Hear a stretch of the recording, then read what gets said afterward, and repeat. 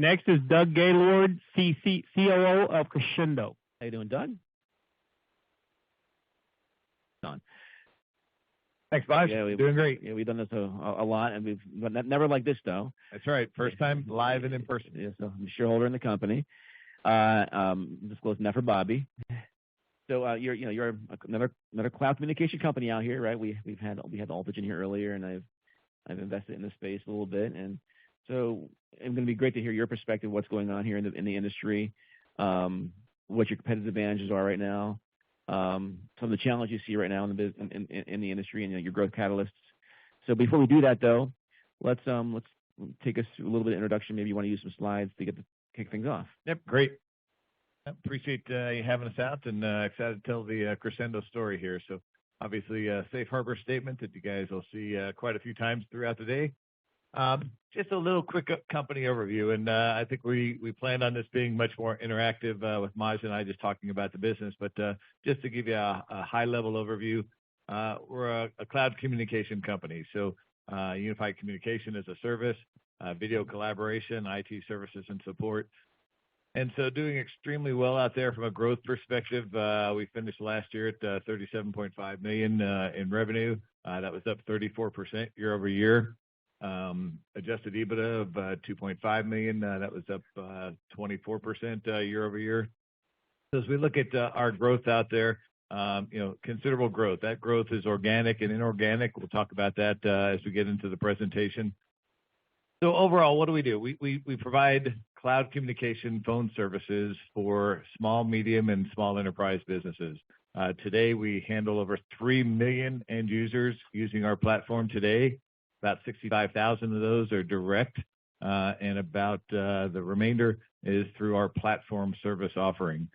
So if you think about what we do today, we sell direct end user cloud communication services to businesses, but we also have a separate segment which sells the platform to companies that also sell the same services to end users out there. So as we talk about our business, we'll talk about it in two segments: our direct selling segment, which sells direct to end user businesses, and our platform segment, which sells to other UCaaS providers that in turn sell to end user businesses.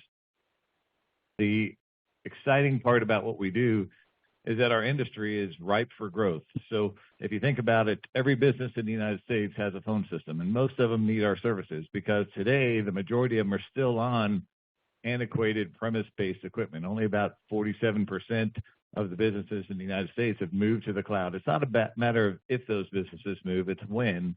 And so over the course of the next 3 or 4 years, you'll see the rest of that migration continue to happen. I kind of like to refer to it as the cell phone industry. If you think about the flip phones, smartphones have only been around for 15 years. Before that, everybody had a flip phone. Today, hardly anybody has a flip phone.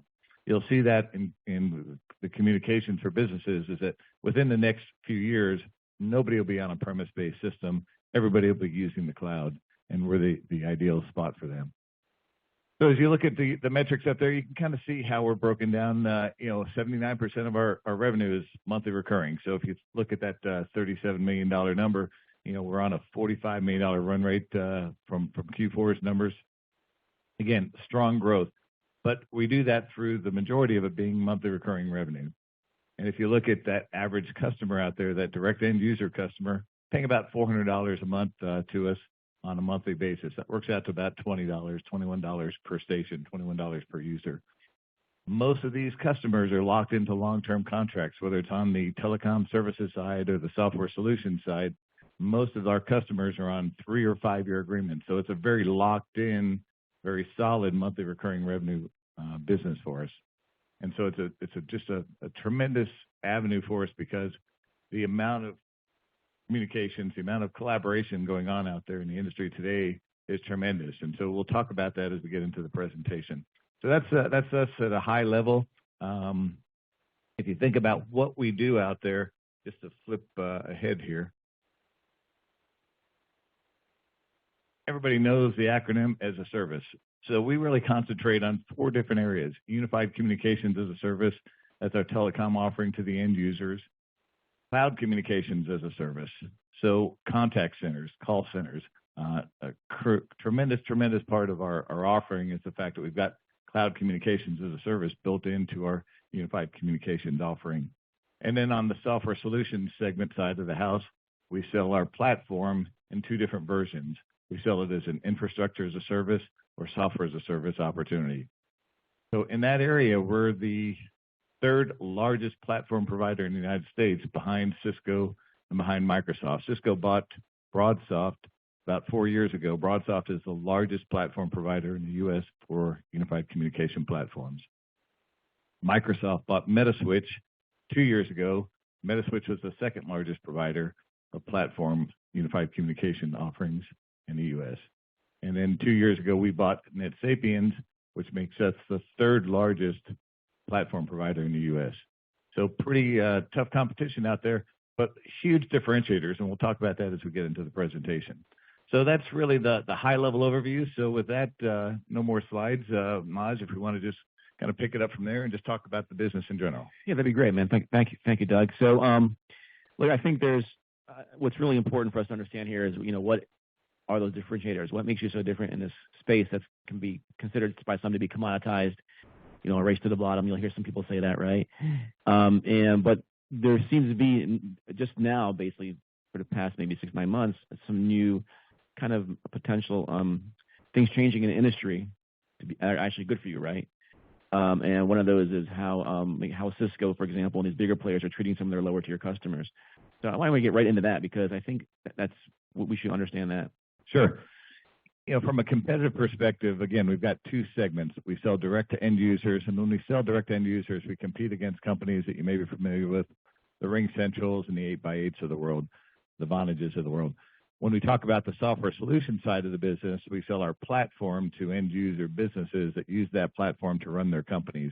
We currently have 220 licensees selling our platform, and in that area, we compete against Cisco and Microsoft. Those two segments, just to give you an idea of the breakup, about 60% of our revenues come from the telecom services side.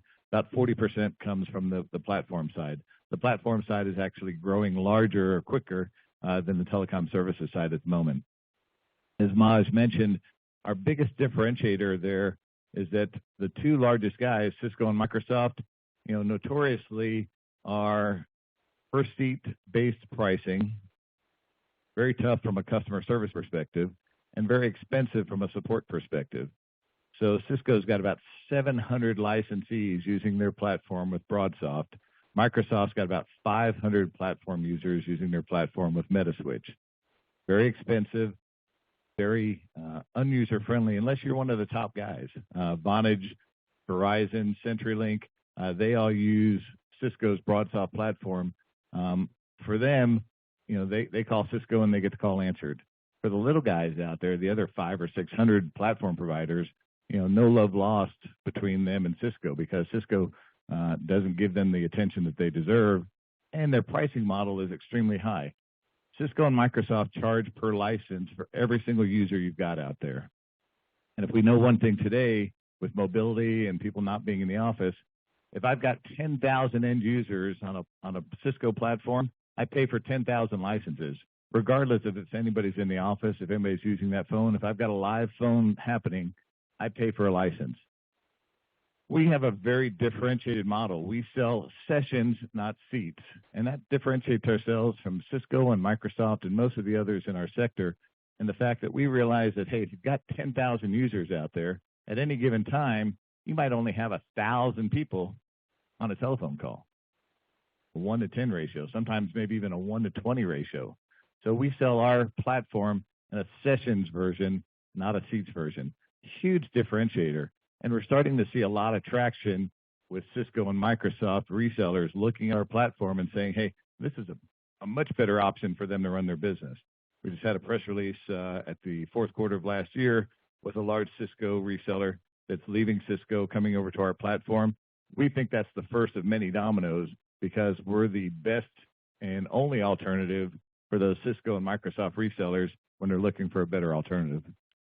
And I am also the situation where you had talked about, I guess we had a conversation yesterday, where like Cisco, for example, isn't paying as much attention to its tier 2 and tier 3 customers.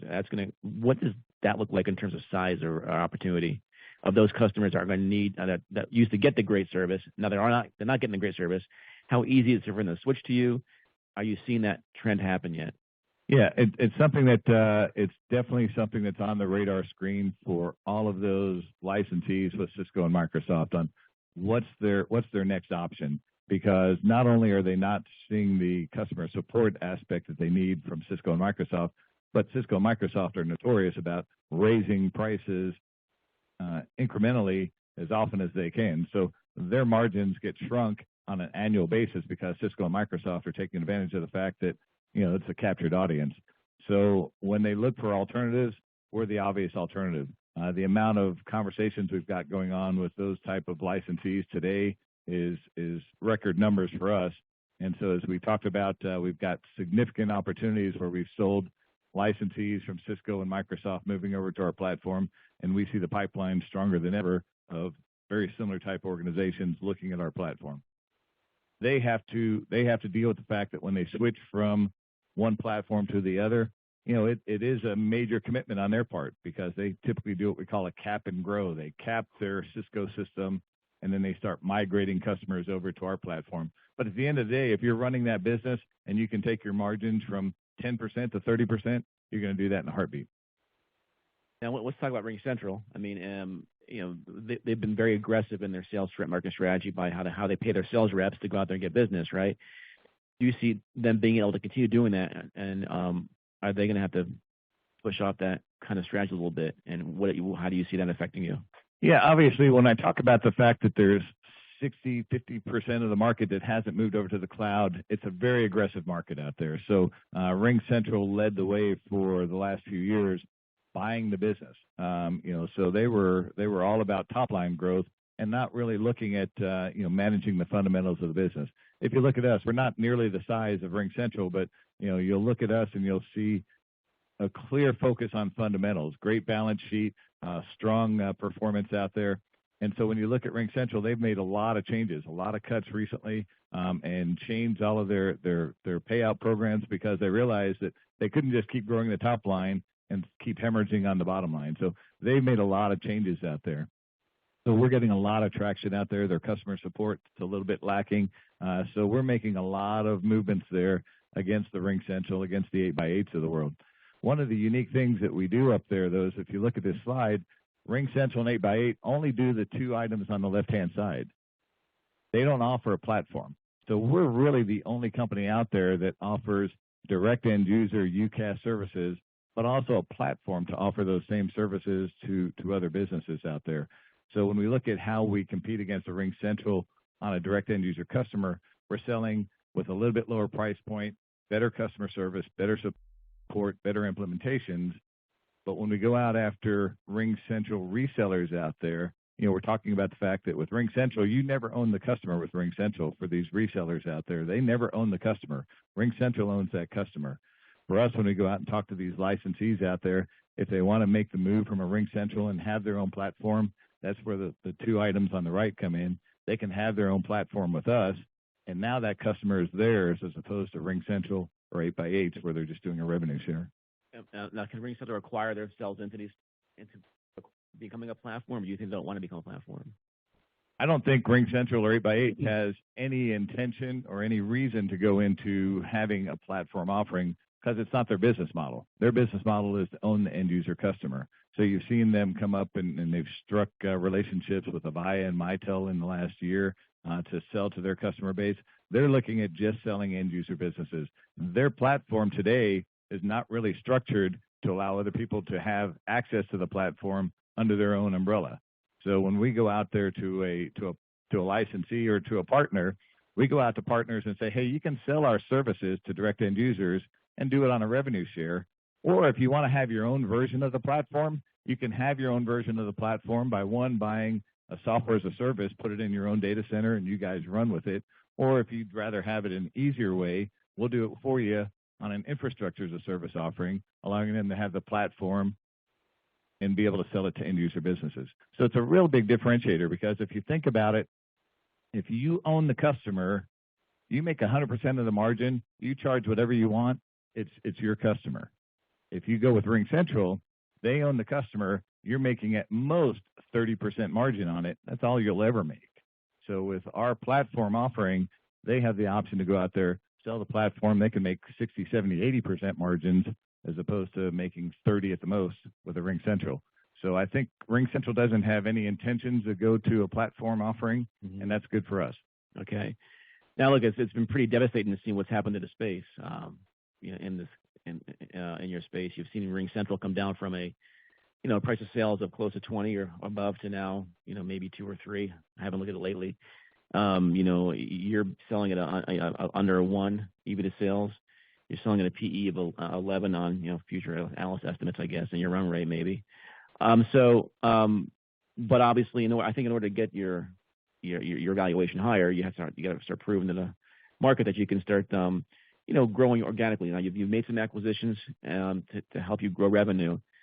NetSapiens, you made Allegiant, was that right? Yes, correct. Recently, and we'll get into that in a second.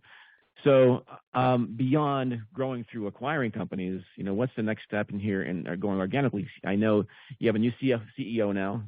Was it Jeff? Jeff Korn? Jeff Korn replaces Steve Mahalo, who stepped down actually, right? Been there, he's a great guy, been there forever. Yep. And Jeff seems to be making a commitment now to wanting to grow organically and really concentrate on that. Because in order to get that valuation expansion, you're going to need that. So, what are the goals for that, and can you give us a timeline on when you want to see some of that happen? Sure. Yeah, a lot of detail in that question. So let me kind of dissect it into the different pieces.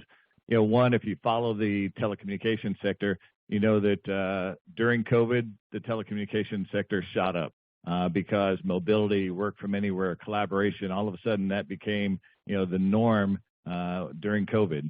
And so all of those cloud stocks, us associated, had a nice uptick during that time. Unfortunately, post-COVID, most of those cloud stocks got hammered. And so if you look at it, we're guilty by association. So when you look at a RingCentral coming down from 30 times revenue trading to 2 times revenue, an 8x8 going from 15, 20 times revenue to less than 1, we've been kind of grouped into that same area. But if you look at our fundamentals, if you look at our balance sheet, if you look at our growth, I think we're the diamond in the rough compared to those guys. Organic growth and inorganic growth. We had 34% year-over-year growth in 2022. That included inorganic acquisitions. If you take out the inorganic acquisitions, we had 10% growth, 12% growth on the software solutions side. We had 7% growth on the telecom services side. We see a huge opportunity to continue organic growth and see those get back into the mid double digits. And so how do we do that? On the telecom services side, we add new agents, new partners. We've got tremendous amount of momentum right now with new agents, new partners coming on and selling our services. So we talked about the fact that RingCentral 8x8, not having the best momentum right now. That's a great opportunity for us to pick up and leverage that. So we're seeing more stronger sales through our same store opportunities with our agents and our partners. We're adding new agents and partners. We added 23 new agents and partners in 2022. On the software solutions side, we added 18 new software solutions licensees in 2022. So those are people that own the platform. As they own the platform, that's their whole business model, is running off that platform. So as they see continued growth, they have to buy more sessions, more licenses from us. So we see organic growth being extremely strong because, again, the sector is really strong. Maj also mentioned change in leadership. So I've been the president and COO for 12 years now. I'm here with Ron Vincent, our CFO. He's been the CFO for 11 years with the organization. The two of us work very tightly with our new CEO, Jeff Korn. Jeff's been the longest tenured employee at the company at over 18 years. And so our CEO, I've been working with our former CEO, Steve Mahalo, for 35 years. Our previous company we took from, when I started in 1987, it was a $35 million company. We grew it to $500 million. It was a telecom-related company. It sold off in 2008 for $750 million. Steve hits 80 this year and decided that at 80, it was a good time to retire. I wish all the people that were at 80 decided to get out of their professions. I don't want to bring up politics, but if you think about that, he's had a tremendous career growing 2 organizations that have done extremely well. But Steve decided this year that it was going to be time for him to go out and smell the roses. And so Steve's our largest shareholder. He's still our chairman of the board. But as he moved out, he gave the reins over to Jeff Korn, who has been working, again, with Ron and myself. It's the trio running the organization. And so it's a great opportunity for us to have some new blood in there and really focus on that organic growth. And to that point, I think on the conference call, on your Q4 conference call, Steve made it clear that he's not selling the stock, right? He's putting correct. Yeah, Steve owns about 43% of the stock outstanding today. But Steve's end goal is that if and when he passes, not when, but if he passes or we all when he, yeah. So we all face that. But Steve is extremely healthy and in great shape. But Steve is very philanthropic. His philosophy is he came into this world with nothing and he'll leave with nothing. And so all of his shares in Crexendo go to his foundation. Jeff and I both sit on the board of his family foundation. So the foundation will be in control of Crexendo when that time happens. But, again, I don't think that's a pending event. That's probably a 8 to 10, maybe a 15-year event. So okay. So let's get into real quick on NetSapiens. So NetSapiens gave you a platform, which you didn't have before until you really acquired NetSapiens, right? And there's historically a lot of that was perpetual license before you bought them when you NetSapiens. So you have some of that lumpy revenue once in a while, right? So I think it's best to understand that as you grow if you change the model to more of the recurring revenue model, there's that kind of, you got to wait sometimes because the recurring revenue model has a little less revenue up front, right? So it's got to kind of, you got to lap it right a little bit. So that's something you're dealing with. I'm assuming you're trying to push that more than the licensing, right? Exactly. So if you look at our focus on monthly recurring revenue, that's a great focus, and we're very pleased at 79% of our total revenue being monthly recurring. With NetSapiens on the platform side, those 18 new platform providers that we brought on board last year, the majority of them came over on a subscription basis as opposed to a one-time revenue proprietary license or perpetual license where they're buying it up front. So that makes a big difference for us, but we're focused on that monthly recurring because that locks in that revenue stream for a much longer period of time. That does affect the organic growth a little bit. If we looked at if we made all of those subscription licenses last year into perpetual licenses, our organic growth would have been much higher. But the fact that we're putting it on subscription services makes that organic growth look a little bit smaller. On the positive, you get more cash up front though with those ones too, right? Yeah. And I think another thing that was stressed by Jeff, I think, on the conference call was that you're going to spend more time on integrating these acquisitions as opposed to going and looking for acquisitions. Now It's about growing organically, right? Yeah, so if you think about it, this is a great story because we've got 220 licensees selling our platform, and we talk about that as being our stocked fishing pond for future acquisitions. We just did one of those acquisitions in November of last year. We bought one of our licensees doing about $10 million in revenue. We bought them for 1 times revenue. Very accretive type acquisition for us. We've got 220 other licensees out there. So that's our stock fishing pond. We could go out there and buy as many as we want, and we've got discussions going all the time, but we want to make sure we get our first one and our second one integrated. So we're not in any rush to make that happen. Jeff was pretty clear on that, but he also made it very clear that, there's plenty of opportunities, and the benefit of these opportunities is they're already using our platform. It's a very synergistic acquisition because we can eliminate a lot of the duplication. They're already on our platform. There's no migration necessary. It's a very, very good margin for us when we make these. These are licensees selling NetSapiens to other customers. And then you can watch them grow and eventually maybe acquire them at some point. Right? Exactly, because we're training them to grow their business along our business model. And so lastly, what did Allegiant do for you? So what did that acquisition do for you? Yeah, so that acquisition happened in November, a $10 million acquisition. That's very accretive as well. And as we look at it, the benefit for us is that their organic growth was pretty significant from 2019 or from 2021 to 2022. So we continue to see organic growth out of those acquisitions as well. So NetSapiens was a good acquisition for us. We're seeing good organic growth there. We'll continue to see good organic growth out of the Allegiant acquisition. And then the next acquisition will hopefully be along the same lines where it's a perfect fit to continue to grow our top and bottom line. And Allegiant was focused on one market, right? Allegiant was out of Kansas City, so they focused on the Kansas, Missouri market. And they actually they do what actually? So they provide unified communication services, but they also have IT services and network services. So the advantage there is that we bought a company that is bringing additional services that we can broaden out our horizons to our whole customer base. So we anticipate that'll help the organic growth on the UCaaS side as well. And they were profitable when you acquired them, actually. Yes. All right, great. All right, thanks, Doug. Well, this has been awesome. Awesome. Greatly appreciate it. So, Thanks. Questions? oh yeah, well, I was correct because he was giving me the 1 minute, but go right ahead. Questions?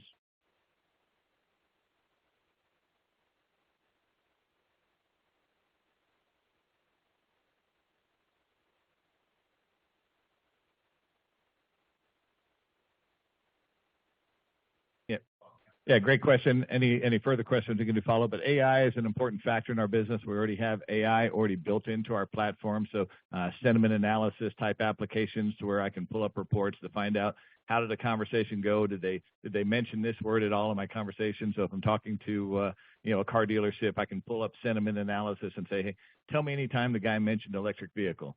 So I can pull up a recording and use artificial intelligence to pull out any specific words or any specific conversations. And so we're already doing some of that, and there's more opportunities down the road.